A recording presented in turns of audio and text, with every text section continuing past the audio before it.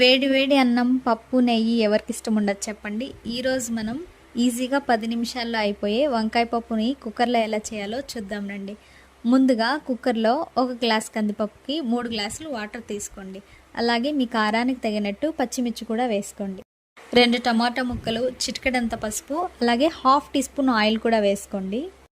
ఇప్పుడు వంకాయ ముక్కలు కూడా వేసి కుక్కర్ మూత పెట్టి 3 విజిల్స్ వచ్చేంత వరకు ఉడికించుకోవాలి.